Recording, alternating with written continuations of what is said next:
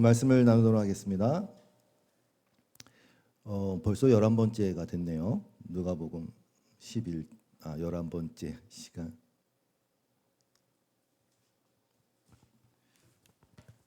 하다 보니 조금 길어질 것 같다는 생각이 좀 드는데요. 아무튼 이게 어디야? 맨 처음으로 갈게요. 네, 여긴가요? 네, 맞네요. 제목은 누가 귀신 들린 자인가, 이런 제목으로 말씀을 나눠볼게요. 본문 말씀은 마가복음 3장 7절부터 19절 말씀이에요. 좀 길지만 한번 차근차근 읽어볼게요. 시작.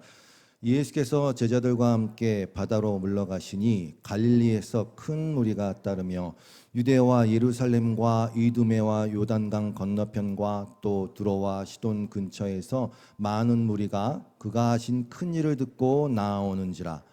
예수께서 무리가 에워싸 미는 것을 피하기 위하여 작은 배를 대기하도록 제자들에게 명하셨으니 이는 많은 사람을 고치셨으므로 병으로 고생하는 자들이 예수를 만지고자 하여 몰려왔음이더라. 더러운 귀신들도 어느 때든지 예수를 보면 그 앞에 엎드려 부르짖어 이르되 당신은 하나님의 아들이니다 하니 예수께서 자기를 나타내지 말라고 많이 경고하시니라.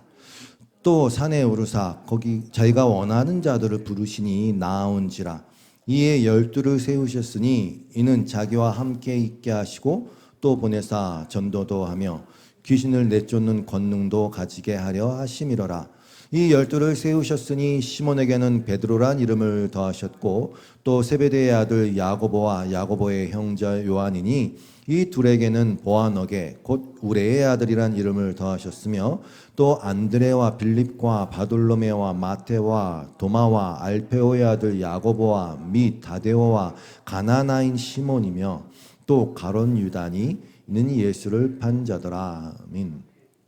오늘 본문을 읽으시면서 여러분이 눈치채셨겠지 모르겠지만 수많은 사람들이 지금 예수님을 찾고 따르고 있는 장면이 등장하고 그 다음에 13절에 보니까 예수님이 제자들을 세우시는 장면이 등장하지 않습니까?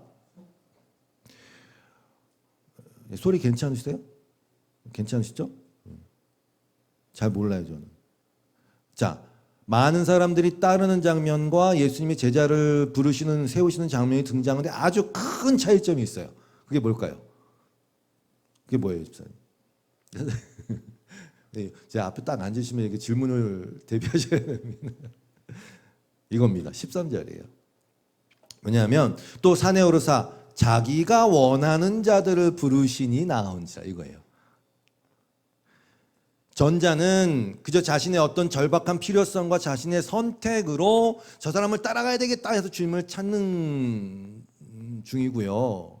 후자는 주님께서 뭐라고요? 자신이 원하는 자들을 부르신 거예요. 엄연히 다르죠. 완전히 다른 것이죠. 성경 전체를 아우른 아주 중요한 개념이에요. 이게 아주 너무 핵심적 부분이에요. 이스라엘도 마찬가지, 여러분 잘 아시죠? 신명기 7장 6절 이하에서 세 번역을 읽으면 당신들은 이제 모세가 얘기하는 거예요. 이제 모세 유언이잖아요, 신명기가. 당신들은 주 당신의 하나님의 거룩한 백성이요 주 당신들의 하나님이 땅 위에 많은 백성 가운데서 선택하셔서 자기의 보배로 삼으신 백성이기 때문입니다. 주님께서 당신들을 사랑하시고 선택하신 것은 당신들이 다른 민족보다 수가 더 많아서가 아닙니다. 오히려 당신들은 모든 민족 가운데서 수가 가장 적은 민족입니다 라고 말씀하셨어요. 물론 이스라엘은 영적 이스라엘을 의미한다고 바울이 나중에 얘기하지 않습니까? 부르신 이유는 단순하고 명확하고 간단합니다. 왜? 보배로운 자로 삼으시려고, 다른 말로 하면 그냥 사랑하시라고, 내가 너희를 사랑할 거야, 이거. 너무 심플해요. 근데 그들을 택하고 부르신 이유는 그들이 잘나서가 아니라 그냥 딱 잘라 얘기하고 계십니다. 여러분 그냥 이제 생각을 하면 돼요. 뭐냐면은 너무 당연한 얘기지만 애초에 없었던 자들, 우리 하나님만 계셨고 우리는 없었던 존재들이에요. 없었던 존재가 잘날 게 뭐가 있어요? 없었다니까. 이 개념을 잘 가지시면 돼요. 우리는 아예 없었던 존재예요. 그리고 먼지로, 흙으로 만들어진 존재. 근데 제자들도 마찬가지예요. 주님이 원하셔서 부르신 자들, 12 말씀드렸어요. 12 이스라엘 12지파 12 제자 다 아들의 숫자라 그래서 12. 완성된 하나님의 백성, 하나님의 나라. 근데 제자들 면면을 잘 아시겠지만 잘난 게 하나도 없어요. 어부의 세리에다가 거기다가 오늘 본문에 나왔듯이 이 세베대의 아들들은 성격이 얼마나 개떡 같고 불 같았는지 예수님이 별명은 야 니네는 보아너게야. 니네는 딱 보니까 다 아시니까 니네는 그냥 우레의 아들이야. 몸만 나면 니네 우레같이 막 그냥 그 불같이 아마 그럴 거야. 너희는 그런 자들이야. 그랬어요. 그럼 아시잖아요. 예수님하고 이렇게 막 다니는데 영접하지 않는 것 같은 사람들을 보니까 화가 나갖고 예수님 불이를 한번 확 내려볼까요? 막 이런 애들이에요. 분들이에요. 이분들이 나중에 주님을 닮아가서 변하죠. 신약에 와서도 마찬가지예요. 바울이 이렇게 말하잖아요. 고린도전서가 여러분 이렇게 시작하지 않습니까? 고린도전서 1장 2절. 고린도에 있는 하나님의 교회 곧 그리스도 예수 안에서 거룩하여지고, 이것도 되게 중요해요. 우리가 거룩하여진 자들이에요. 그래서 성도예요. 하나님이 말씀하셨잖아요. 내가 거룩하니 너희도 거룩해라 라고 하는 것이 명령이 아니라 약속으로 받으시라고. 그리스도 예수 안에서 우리는 거룩해졌어요. 다른 방법은 아무것도 없어요. 그런데 성도라 뭐라고요? 부르심을 받은 자들과 이렇게 시작한단 말이에요. 또 각처에서 우리의 주 곧 그들과 우리의 주 되신 예수 그리스도의 이름을 부르는 모든 자들에게. 중요한 것은요, 누군가가 여기 각처에서 예수님의 이름을 부르는 게 먼저가 아니라 뭐라고요? 부르심을 받은 게 먼저예요. 그래서 제자들을 원하는 자들을 부르신 거예요. 그러면서 바울도 마찬가지예요. 분명히 이렇게 얘기하면 또 착각할 거야. 내가 좀 뭔가 있어서 부르셨겠지라고 해서 착각할까 봐 1장 내려 26절 27절에서 형제들아 너희를 부르심을 보라면서 너희를 부르심을 받은 너희의 모습을 보라고 딱 잘라서 얘기하는 거예요. 육체를 따라 지혜로운 자가 많지 아니하며 능한 자가 많지 아니하며 문벌 좋은 자가 많지 아니하며. 이 얘기는요 없다는 얘기가 아닙니다. 문벌 좋은 자는 절대로 부르시지 않는다는 얘기가 아닙니다. 그런 얘기가 아니에요. 하나님께서는 세상에 미련한 것들을 택하사 지혜 있는 자들을 부끄럽게 하시려고 세상에 약한 것들을 택하사 강한 것들을 부끄럽게 하려 하시며. 아무튼 문벌 좋은 자가 왜 없었겠어요? 거기도 뭐 그당 우리 지금 시대로 따지면 박사 뭐 있었겠죠. 그러나 그런 것이 절대로 기준이 될 수 없다는 것을 지금 딱 잘라서 찝어서 얘기하는 거예요. 그럼 기준이 뭐냐? 여러분 기준이 뭡니까? 도대체 왜 부르셨습니까? 이 못난 작고 못나고 뭐 이런 사람들 능력도 없고 왜 그들을 부르셨습니까? 기준이 뭡니까? 기준은 딱 하나입니다. 제가 아까 찬양 때 주님의 사랑하심을 의지하게 된다 그랬잖아요. 딱 하나입니다. 그 기준은 바로 내가 너를 사랑할 거야. 그냥 하나님이 내가 너를 사랑하기로 작정했어. 이 기준밖에 없어요. 내가 너를 원해. 아까 제자들 부를 때 누구요? 주님이 원하시는 자들을 불렀단 말이에요. 내가 너를 정말 원해. 그 기준밖에 없어요. 그리고 그 부르신 자들에게 해줄 수 있는 하나님의 가장 선하시고 지극히 높으신 최고의 행위가 뭡니까? 그 부르신 자들을 그냥 써먹을 게가 아니라 독생자 예수님처럼 여겨주시기로 작정하신 거예요. 그거보다 더 큰 사랑은 없어요. 그래서 로마서 8장 29절 이하에서 하나님이 미리 아신 자들 또한 그 아들의 형상을 본받게 하기 위하여 다른 목적이 없어요. 그 아들처럼 여겨주려고. 내가 너를 불렀어. 내가 너를 사랑할까. 누구처럼? 내 아들처럼, 예수처럼. 그래서 정하셨어요. 그 정하신 자들을 부르신 거예요. 그 원하신 자들을 부르신 거예요. 그럼 이제 만들어야죠. 뭐 이롭게 하시고 영화롭게 하시고. 그래요. 맞아요.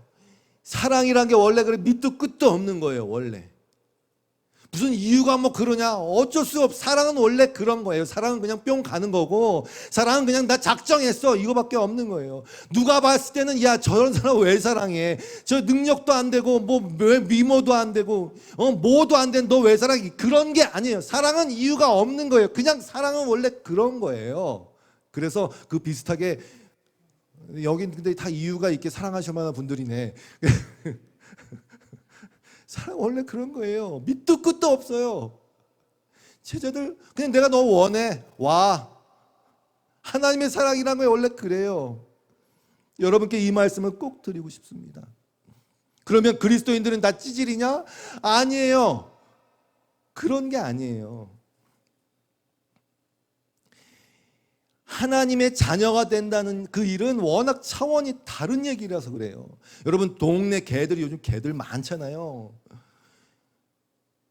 요런 동네 개들에게도요, 요즘은 뭐 각자 집에서 키워 달려내나요? 개들에게도요, 서열이 있고요, 잘난 놈이 있고요, 못난 놈이 있고요, 규칙이 있어요. 뭐가 많이 있을 거예요. 그런데 뭐 그건 다 인정할 수 있어요. 그런데 그 개가 사람이 된다는 건 차원이 완전 다른 얘기잖아요. 차원이 다른 얘기를 해서 그래요. 하나님의 자녀 된다는 건 완전히 차원이 다른 얘기를 해서 그래요. 어떤 것으로도 가능하지 않은 얘기를 해서 그런 거예요. 근데 자꾸 착각들을 하니까, 머리가 넘어가지? 착각들을 하니까 왜 이렇게 착각을 하지? 나도 그렇고. 차원이 다른 문제다, 이것만 생각하시면 돼요. 뭐 일본의 어떤 사람은 정말 나는 개가 되고 싶어 해서 몇 천만 원 들여서 개 그거 딱 입었더니 완전 개로 보인다면서요. 그리스도인은 뭐냐? 그리스도인은 뭘 아는 자들이에요? 내가 하나님 자녀가 되는 그 일이 절대로 인간적인 측에서의 그 노력이나 지혜나 방법으로는 되는 것이 아니라고, 그걸 아는 자들이에요. 여러분, 그게 된다고 한번 상상을 해보세요. 천국은 난장판 된다니까요. 거기서도 뭐 유세할 거고요. 뭐 내가 여러분을 뭐 어떻게 하겠습니다. 공약 내걸고, 뭐 인간들이 똑같아요. 어디 천국에 가면 달라지겠습니까? 만약 그게 가능하다면 안 간다니까요. 그럼 저는 다 말씀드릴게요. 저는 그런 천국이면 안 갑니다. 가봤자 뻔해요. 왜? 거기 사람들이 있으니까. 저 같은 사람들이 있을 테니까. 거기 왜 갑니까? 죄송해요. 하나님이 계셔도 물론 하나님이 그렇게 안 하시니까 말씀드리는 거예요. 안 가요. 거길 왜 가요? 제가 안 갑니다. 그러니까 하나님의 자녀가 된 여러분은 그냥 나는 하나님 사랑 맞는데 그냥 그거 하나로 당당하게 사시기를 주님의 이름으로 정말 축복드립니다. 축복드립니다. 저에게도 하는 얘기예요. 그러니까 여러분 정말 표현이 좀 이상해요. 그냥 새겨 들으세요. 그러니까 개들의 세상인데 개들이 뭐 최신 개목걸이를 하고 최신 개집에서 살면서 그런 거에 지들끼리 우열을 가리고 그걸로 자랑하면 그냥 그래 맞아 그래 그렇게 살아라고 하시면 되고, 차원이 다르다는 걸 명심하셔야 돼요. 차원이 다른. 저보다 개들이 낫더만요. 근데 차원이 다르대. 나는 인간이고 니네는 개야. 그렇게 생각하시면 돼요. 개 호텔이 있고 뭐 개들 무슨 뭐도 있고 뭐도 있지만요. 내가 누리지도 못하는 거 상관없어요. 차원이 다른 거예요. 니들은 절대 인간이 아니야. 마찬가지예요. 니들은 절대로 하나님의 자녀는 아니잖아. 하나님의 사랑을 받는 자, 이게 제일 중요한 사실이자 또 놀라운 사실인 겁니다. 제가 오늘 제목이 좀 의미심장해요. 누가 귀신 들린 자냐? 봤더니 뭐 뻔한데요. 귀신 들린 자가 나오는데 무슨 누가 귀신 들린 자냐? 더러운 귀신들이 등장하지 않았습니까? 근데 이 더러운 귀신들이요, 정말 귀신같이 주님을 알아보고는 어느 때든지라 그랬어요. 아까 읽었죠. 어느 때든지 주님을 보면 귀신같이 알아서 주님 앞에 딱 납작 엎드려서 고백합니다. 부르짖습니다. 뭐라고? 당신은 하나님의 아들이다. 이렇게. 그럼 보세요. 수없이 많이 예수님을 자신의 어떤 필요성 때문에, 판단 때문에 따르는 수많은 사람들은 그런 고백 하지 않잖아요. 하는 사람도 있었겠지만. 그러나 귀신이 그럼 더 나은 거 아닙니까? 어느 때든지 너무 중요한 고백 아닙니까? 하나님의 아들입니다라는 건 하나님도 인정하는 것이고 그 하나님의 아들이 이 땅에 왜 왔는지도 이해하는 뜻이거든요.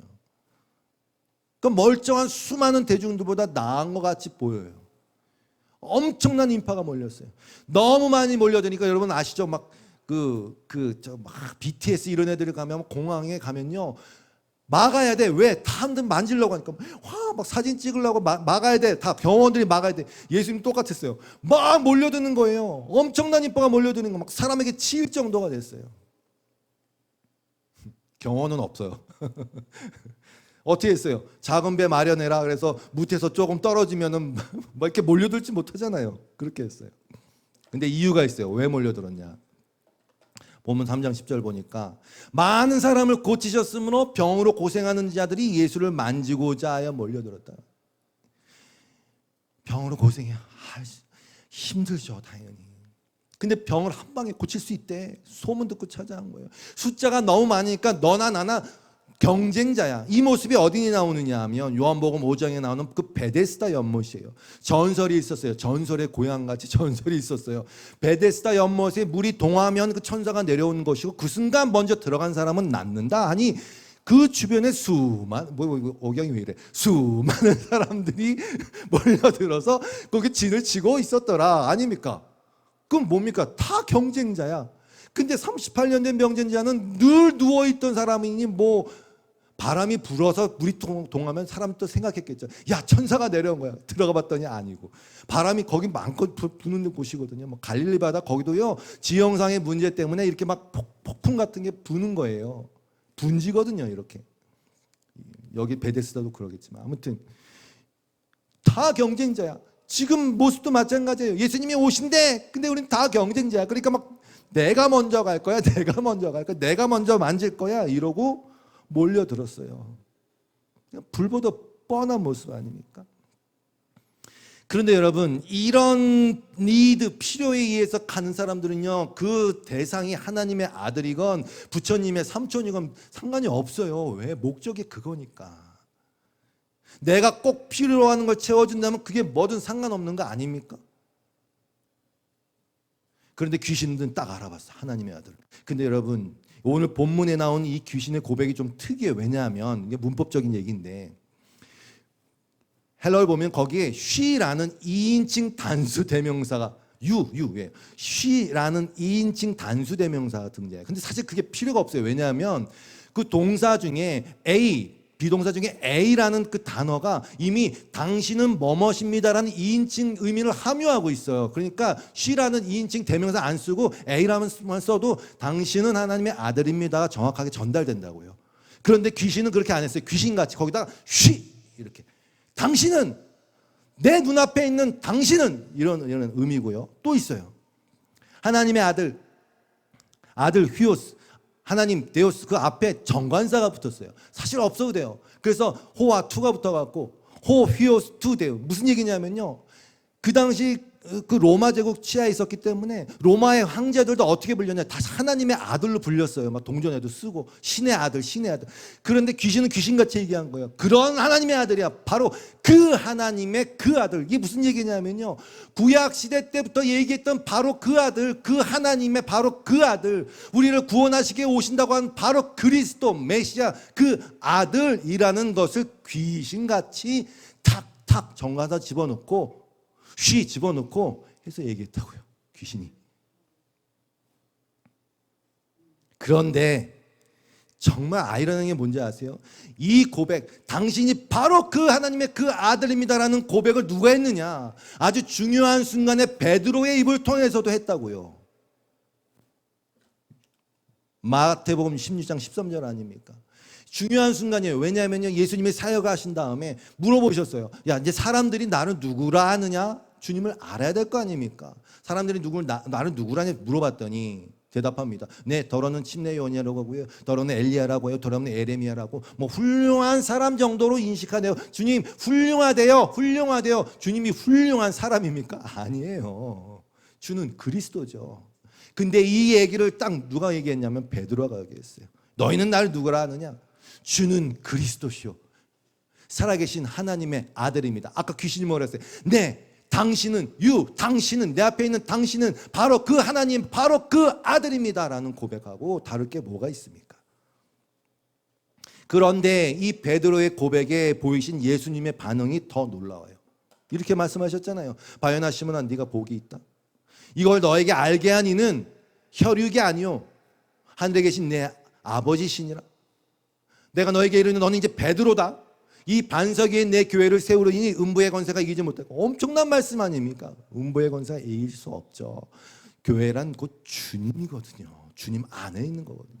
내가 천국의 열쇠를 너에게 주리니 뭐 땅에서 매가 하늘을 이렇게 했어요. 그러면서 똑같이 얘기했어요. 20절 아닙니까? 제자들에게 경고했어요. 자기가 그리스도인 것을 아무에게도 이르지 말라 그러셨어요. 아까 귀신한테도 똑같이 얘기하셨어요. 뭐라고 하셨어요? 자기를 나타내지 말라고 많이 경고하셨어요. 자, 여러분은 성경 읽을 때 와 고백했대, 주님이 그리스도라고 고백했대, 와 잘했어, 뭐 그렇게 읽으시면 안 돼요. 앞뒤가 맞아야 될 거 아닙니까? 앞뒤가 다. 그런데 베드로의 이 엄청난 고백과 예수님의 이 엄청난 반응, 바로 뒤에 엄청난 반전이 등장하죠. 아시죠? 이때부터 예수님이 말씀하셨어요. 때가 됐으니까, 하나님의 때가 됐으니까 나 이제 예루살렘에 올라가면 제사장하고 뭐 이런 사람들, 소위 말해서 그 종교적 지도자들과 거룩하다고 스스로 생각하는 자들에 의해서 잡혀서 고난을 받고 죽을 거야라고 얘기했어요. 그리고 3일 만에 살아날 거 얘기했어요. 그때 베드로가 뭐라 그랬습니까? 예수님 붙들고 상상력을 발휘하십시오. 베드로가 예수님을 딱 붙들고 막 흔들면서, 나이도 어리거든요, 자기보다. 막 흔들면서, 항변아이가 뭐라 그랬어요? 꾸짖는 거예요. 꾸짖는. 베드로가 예수를 막 꾸짖으면서 지금 잠깐 정신줄을 놓은 거야.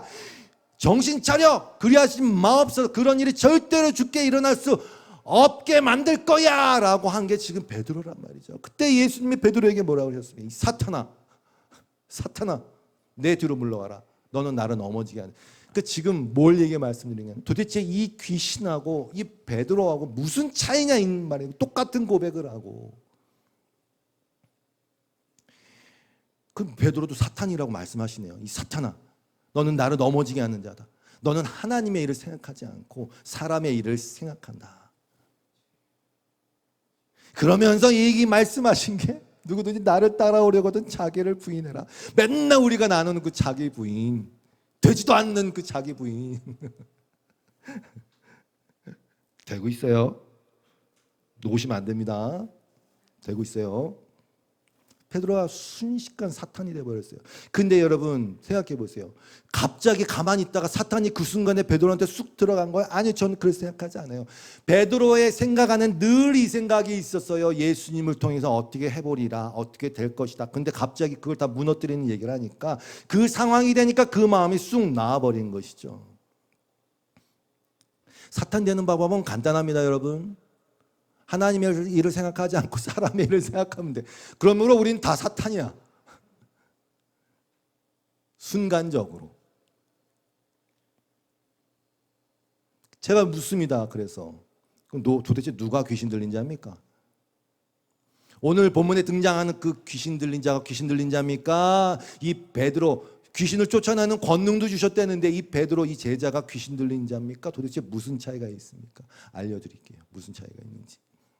그 전에 한 가지 더 황당한 사건이 등장해요. 오늘 본문에 읽지는 않았어요, 시간 관계상. 그런데 이 다음 본문이 뭐냐면 이거예요. 3장 20절. 예수님이 집에 들어가서 무리와 함께 있는데 식사할 겨를도 없어요. 워낙 많이 막 만지고자 낫고자 막 몰려들으니까 식사할 겨를이 없어요. 제자들은 왜 그걸 못 막았는지 몰라. 우리 전우사님 같은 분들 딱 있으면 안 됩니다. 딱 이렇게.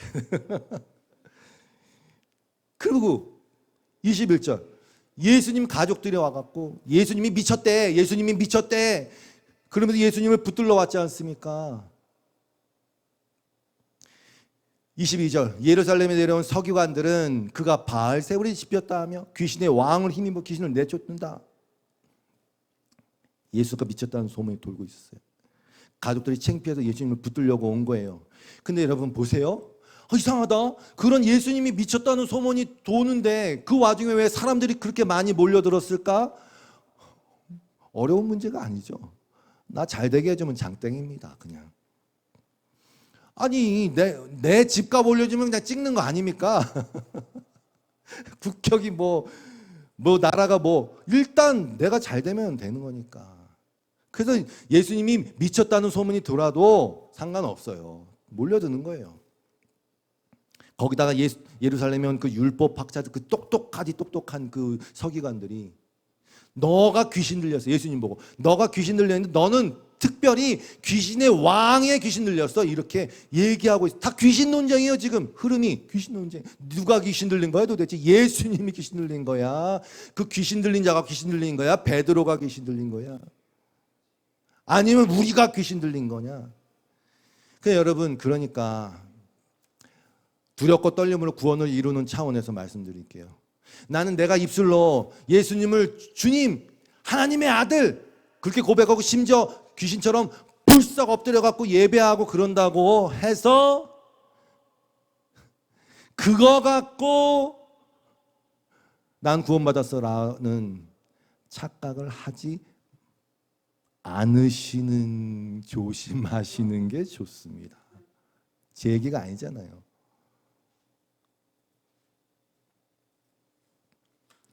그래서 이제 야고보가 등장해야죠. 야고보 2장 19절. 네가 하나님은 한 분이신 줄 믿느냐? 그 하나님의 그 아들 잘하는도다. 귀신들도 믿고 떠느니라. 허탄한 사람아, 이 허탄한 사람은 foolish맨이에요. foolish. 이 바보 같은 사람아, 행함이 없는 믿음이 헛것인 줄 알고자 하느냐? 행함이라 하면 우리 또 여러 가지 떠올리지만, 여러분, 성경은 우리가 종합적으로 봤을 때 예수님 말씀하시잖아요. 뭐 했습니다 했더니 모르는데, 바리새인들 일주일에 이틀 금식하고 11조하고 뭐 했습니다. 세리가 천국 가겠는데, 그냥 우린 다 알잖아요, 다. 그러면 그 여기서 말하는 행함이 없는 믿음의 그 행함이 그건 아니란 건 분명하잖아요. 그런데 여러분, 이제 차이점을 보죠. 여러분, 이 사건 아십니까? 마태복음 8장 28절에 나오는 사건인데, 여긴 군대라는 귀신이 등장해요. 엄청나게 세고 많았나 봐요. 또 예수께서 건너편 가다라 지방, 어디는 거라사라고 나오지만, 귀신 들린 자 둘이 무덤 사이에서 나와 예수를 만나니, 군대가 아니구나. 예수를 만나니 그들은 몹시 사나워 아무도 그 길을 지나갈 수 없을 지경이다. 이에 그들이 귀신 또 소리 질러내요. 뭐라고? 귀신같이 하나님의 아들이요. 그러니까 여러분, 지식은 별 의미가 없어요. 이런 지식은 당신이 바로 그 하나님의 바로 그 아들, 성경 구약이 얘기한 바로 그 하나님의 아들입니다라는 지식조차도 소용이 없어요. 하나님의 아들이요, 우리가 당신과 무슨 상관이 있나이까? 때가 이르기 전에 우리를 괴롭게 하려고 오셨나이까? 귀신들은 두려움에 휩싸였죠. 돌돌돌돌. 저기서 많은 돼지떼가 먹고 있었어요. 귀신들이 간구합니다. 우리를 쫓아내시려면 돼지떼에 들여보내 주소서. 그래, 가. 예수님 뭐라고 표현할까요? 젠틀하신 거. 그래 가라. 그래, 귀신 저 돼지떼에 가. 그래, 돼지떼에 들어가. 돼지떼에 들어가고 거기서 잘 있어. 들어가. 귀신들은요, 하나님을, 예수를 정확하게 알아요. 그러나 상관이 없는 자들이에요. 귀신들은요, 지금 그러잖아요. 우리가 갈 데가 없어요. 저 돼지떼에라도 들어가게 해주세요. 갈 곳이 없는 자들이에요. 귀신들은요, 돌아갈 곳이 없는 자들. 귀신들은요, 그래서 회개라는 것 자체가 없어요. 회개는요, 반드시 돌아갈 곳이 있는 사람이 돌이키는 거지, 돌아갈 곳도 없는데 무슨 회개를 합니까? 그냥 여기저기 떠돌면서 머물 곳을 찾는 자들이에요. 만약에 사람도 마찬가지예요.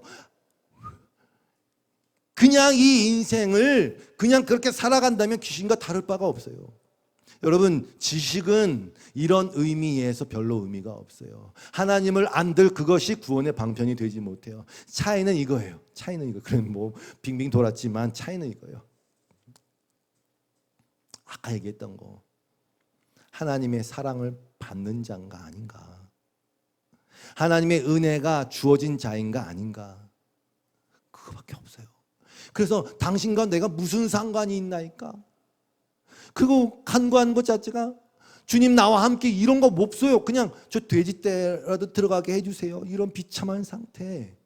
제가 주중에 고린도전서 13장을 올렸는데 여기에 탑이 다 나와 있지 않습니까?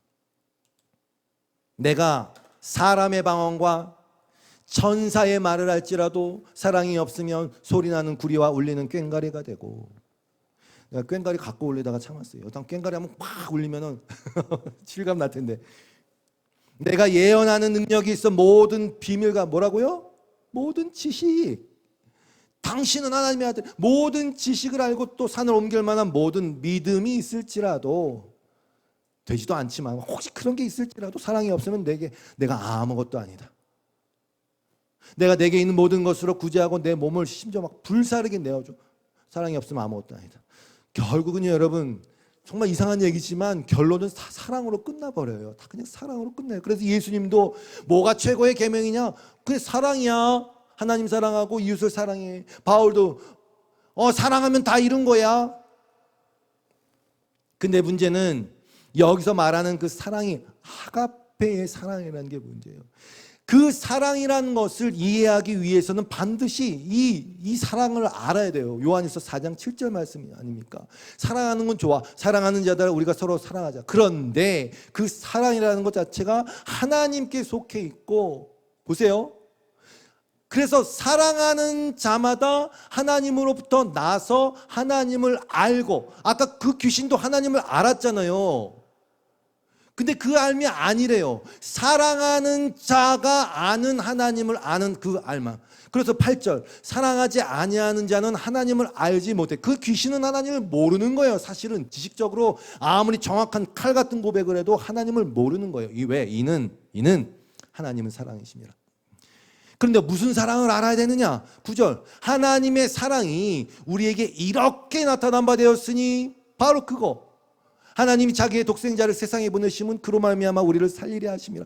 바로 그 사랑의 대상이 나, 은혜 받은 대상이 나, 주님이 원하셔서 부르는 대상이 나, 아무것도 아닌 나임에도 불구하고 내가 뭐길래 그 나를 불러서 독생자를 죽였느냐, 내가 뭔데 우리를 살리려고 독생자를 세상에 보내느냐 하는 그 하나님의 그 사랑을 아는 자가 사랑하게 되어 있고, 그 사랑하는 자가 진정으로 하나님을 안다는 뜻입니다. 사랑은 여기에 있으니 쉽죠. 우리가 하나님을 사랑하는 것이 아니에요. 사랑은 내리사랑이에요. 거기다 가끔 효도하는 거지. 하나님이 우리를 사랑하사 우리 죄를 속하게 하여 화목제물로 그 아들을 보내셨습니다. 사랑하는 자들아, 하나님이 이같이 우리를 사랑하셨은지 우리도 서로 사랑하는 것이마다. 다시 말씀드려요. 귀신도 하나님 귀신같이 알고 있었어요. 그러나 사랑하진 못해요. 아니, 엄밀히 말하면 하나님의 사랑을 받지 못한 자들이에요. 그래서 사랑할 수가 없어요. 이걸 잘 이해하셔야 돼요. 귀신들은 왜 사랑하지 못합니까? 하는 척 할 수 있어요. 광명의 천사처럼 뭔가 좋은 일을 하고 뭔가 정말 이름을 날리기 위해서 뭔가 할 수 있어요. 근데 그건 사랑이 아니래요. 왜? 하나님의 사랑을 받아서 그 사랑이 뭔 줄 알아서 이렇게 나가는 것이 사랑이고, 그 상태가 하나님을 아는 것이라고 지금 얘기하잖아요. 귀신은 하나님을 모르는 거예요. 그러니까 하나님의 사랑을 받지 못한 자예요. 여기서 출발해요. 여러분이 제가 귀신의 믿음을 가졌는지 아닌지 알고 싶으세요? 간단해요. 여러분이 사랑을 하고 있는지 아닌지를 알면 됩니다. 다시 말씀드리지만 그 사랑은 하나님이 하신 그 사랑을 알아먹는 데서 출발하고, 그러기에 누군가를 사랑할 때 늘 마음의 송구한 마음과 은혜로 말미암아 면목 없는 마음에서 출발하는 그 사랑을 하는 거예요. 아무 자랑할 게 없는 사랑. 그 사랑을 하고 있으면 그는 하나님을 잘 알고 있는 겁니다. 그 알미 우리를 구원에 이르게 하는 지식이에요. 그리고 그렇게 하는 것이 행함이에요. 행함 있는 믿음. 사랑이라는 걸 생각해 보세요. 행함 없이 사랑이라는 게 존재할 수 있으니까 말도 안 되는 소리입니다. 사랑이라는 것 자체가 다 행함입니다. 다 행함이에요. 말로 할 수 있는 사랑, 그런 거 없어요. 사랑이라는 것 자체가 다 행함이에요. 다 행함. 심지어 참는 것도 행함 아닙니까? 참는 거. 우리는 사랑이라는 걸 너무 거창하게 생각하는 버릇이 있어요. 인류의 그다음에 프로포즈 할 때 몇 캐럿짜리 다이아몬드 나의 사랑을 받아줘. 그거 다 버리세요. 다 버리세요. 사실 사랑은 왜냐하면 그것보다 더 어렵거든요. 요한일서 4장 15절에 보면 의미심장한 언급이 있어요. 누구든지 예수를 하나님의 아들이라 시인하면, 우리 방금 읽었어요. 귀신이 예수님 보고 하나님의 아들이라고 시인했는데 똑같은 얘기예요. 근데 시인하면 하나님이 그의 안에 거하시고 그도 하나님 안에 거하신다고 얘기했어요. 이상하다. 말이 안 되는 얘기인데? 16절을 읽으셔야 돼요. 하나님이 우리를 사랑하시는 사랑을 우리가 알고 믿었으니 하나님은 사랑이시라. 사랑 안에 거하는 자는 하나님 안에 거하고 하나님도 그 안에 거하시느라. 앞에 뭐라고요? 하나님의 아들을 시인하는 자. 동격이에요. 하나님, 예수를 하나님의 아들을 시인하는 자. 이거와 사랑 안에 거하는 아니야.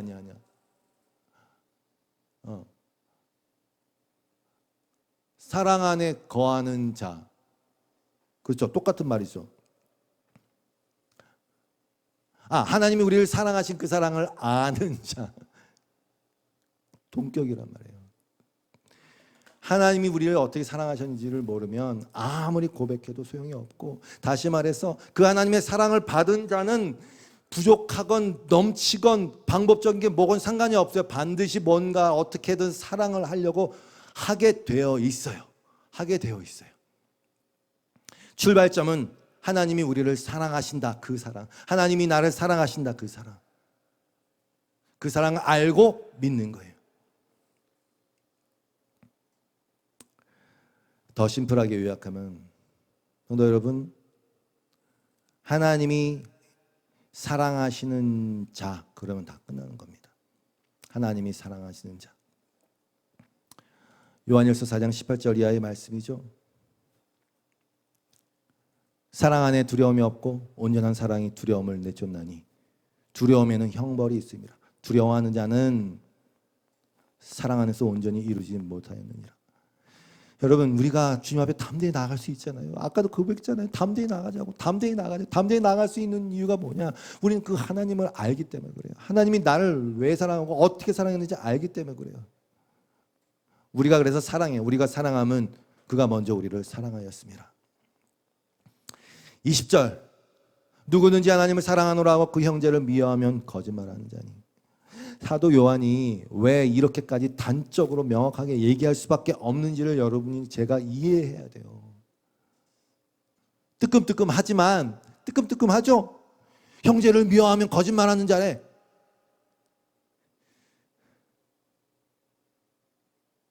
귀신은 사랑을 몰라요. 하나님의 사랑을 받는 자들이 아니에요. 그래서 떨어요. 두려움이 있어요.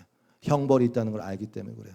그들은요, 당연히 돌아갈 것도 없어요. 기댈 것도 없어요. 해봤자 돼지떼에 들어갈게요 이러는 자는, 아시죠? 탕자가 어디 있었어요? 돼지떼하고 머물렀어요. 그런데 탕자에게 달랐던 점은 뭐냐? 아버지가 있었다는 거. 아버지가 있어서 내가 돌아갈 곳이 있구나, 내가 사랑받는 자구나, 그제서야 그 사랑이 뭔지 깨달아갖고 사랑받는 자구나, 내가 아버지께로 돌아가야지. 그 차이점밖에 없어요. 귀신의 암과 성도의 암이 뭐가 다르냐? 여기에요. 이거 하나님의 사랑받는 자, 하나님의 사랑받는 자. 말씀을 정리하겠습니다. 고린도전서 13장에 사랑이 어떤 것인지 잘 나와 있습니다. 사랑은, 같이 읽을까요? 시작. 사랑은 오래 참고 사랑은 온유하며 시기하지 아니하며 사랑은 자랑하지 아니하며 교만하지 아니하며 무례히 행하지 아니하며 자기의 유익을 구하지 아니하며 성내지 아니하며 악한 것을 생각하지 아니하며 불의를 기뻐하지 아니하며 진리와 함께 기뻐하고 모든 것을 참으며 모든 것을 믿으며 모든 것을 바라며 모든 것을 견디느니라. 여기도 눈에 띄는 게 있어요. 진리와 함께 기뻐한다. 진리는 오직 예수 그리스도밖에 없어요. 네, 그런 게 사랑이에요. 변하지 않으시는 그 하나님. 근데 여러분 아시겠지만 약간 감이 오시죠? 이대로 했다간 어떻게 될까요? 우리가 다 죽는 거지 뭐. 여러분, 물속에서 참을 때까지 참아보셨어요? 꼭 참아보셨죠? 계속 참으면 어떻게 될까요? 죽어요. 다 숨 넘어간다니까요. 그걸 자기 부인하라 그래요.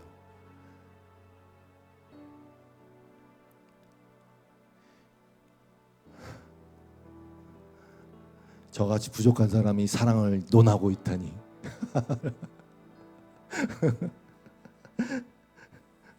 성경 얘기하는 건요, 괜찮아요.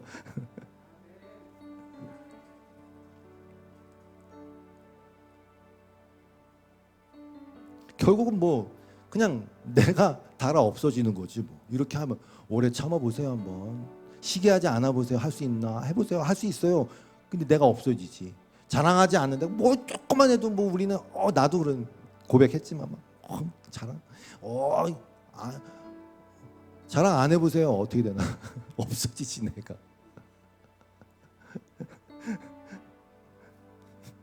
자기의 유익을 구하지 않는데 아니 밥 한 끼 제일 안 해주면 화가 나는데 자기의 유익을 구하지. 근데 해보세요. 그렇게 어떻게 된다고요? 없어진다니까요 내가.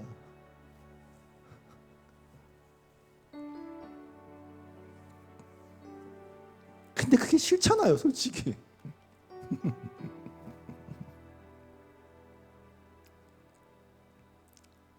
너무 솔직한가? 분하고 막 이런데 뭘. 괜찮아요.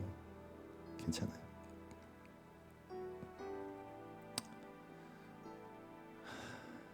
모든 것을 참으며 보세요. 모든 것을 믿으며 모든 것을 바랄 수 있는 가능성은 딱 한 가지밖에 없어요.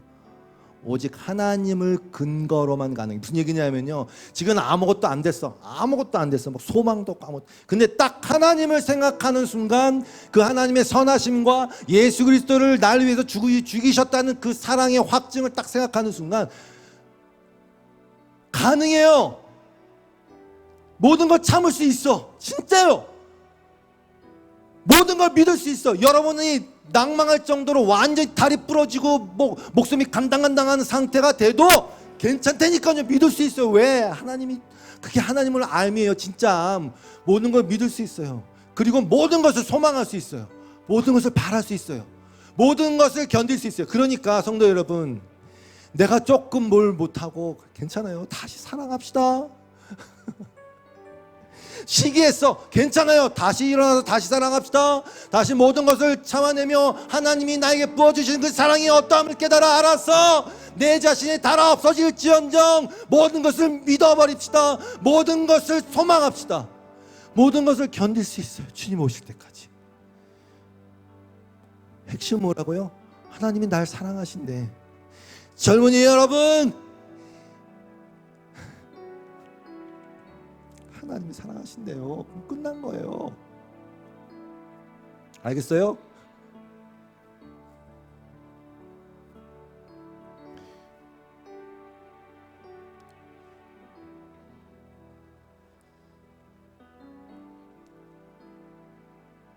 근데 너무 현실적이지가 않아. 제가 얘기하면서도 너무 현실적이지가 않아. 제 얘기가 솔직히 까놓고 그런 거 없으면 세상에 인정도 못 받고 수많은 사람이 예수님을 쫓아갔던 것처럼 나에게 뭔가 이루어지길 바라면서 쫓아가는 그 수많은 대중들 안에 내가 살고 있는데, 그렇죠? 솔직히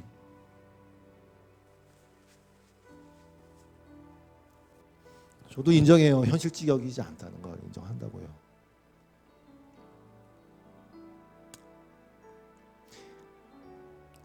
어떻게 얘기해야 될지 모르겠어. 잘 되라고 얘기해주고 싶다니까. 그리스도인은 찌질이가 아니에요. 그런데 얘기는 똑바로 해주고 싶은 거야. 성경에 나와 있는 수많은 그 믿음의 사람들이 히브리서에 나오잖아. 뭐 어떤 사람은 돌에 맞아 죽고 톱으로 켜서 죽고, 뭐 어떤 사람은 전쟁에 승리한 사람도 있대. 근데 결국 믿음이란 게 세상이 감당하지 못하는 사람들이래요. 그 사람들이. 아니 남들 이 세상과 똑같이 뭐 돈 많이 벌고 잘 되고 이 명성 높이고 유명한 연예인 되고 그게 그리스도인 살려면 다를 게 뭐가 있어요? 하나님은 우리에게 믿음을 찾으신대요. 믿음을 보고 싶대요. 그러면 나 같아도 그래. 나 너의 믿음을 보고 싶어. 그러면 내가 어떻게 할 것 같으세요? 진짜 사랑하는데 그 사람의 믿음을 보고 싶으면 내가 어떻게 할 것 같으냐고. 안 되게 하지. 그래야 진짜로 할 수 있으니까. 정말 사랑하는 사람이 진짜 나 사랑하는지 알고 싶어? 망한 상태에서 만나봐. 나한테 아무것도 기대할 게 없는데 그 사람이 날만 계속 바라보고 있어. 그걸 사랑하는 거야. 그런 사람하고 결혼해. 그럼 돼. 하물며 하나님은 하나님 어떠시겠냐고.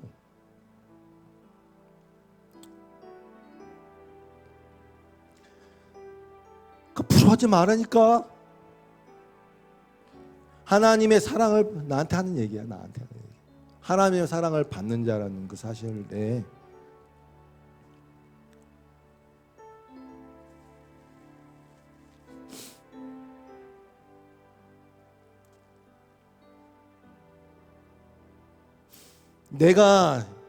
나 이거 색소폰 연습하느라 20년 30년을 바쳤어. 무수한 시간을 바쳤다고. 근데 내가 여기서 이런 거 연주하고 있어야 돼? 누가 알아줘? 그렇게 생각하는 순간 우리의 믿음은 다 무너지는 거야. 결국은요, 내가 가장 가치 있다고 여기는 것을 우리는 다 사랑하게 돼 있어. 돈이 가치 있다고 여기면 돈 따라가라고요. 그런데 우리는 그런 사람들이 아니잖아요.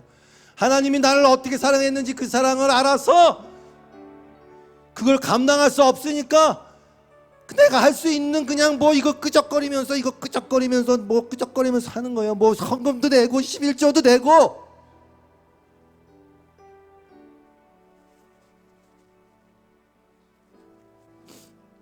모든 것을 참으며, 모든 것을 믿으며, 모든 것을 바라며, 모든 것을 견뎌내 가시는 믿음과 소망의 사랑의 여러분, 하나님의 사랑받는 자 여러분이 이미 되셨고 그러한 사람으로 살아가시기를 주님의 이름으로 외치고 또 외칩니다.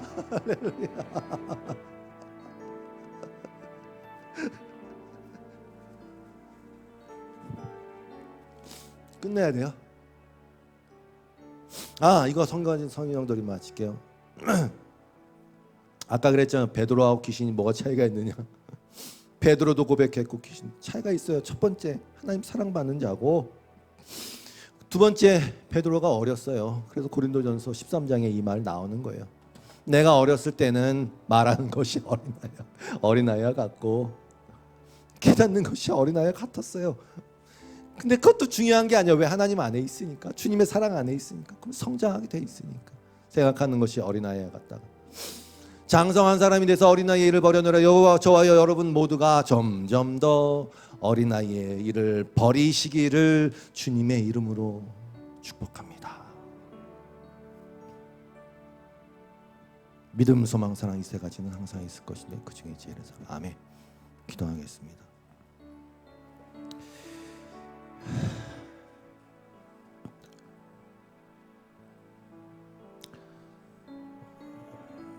이 시간 기도할 때 고백하시고 묵상하시고 그런 시간을 좀 갖도록 하겠습니다. 기도하겠습니다.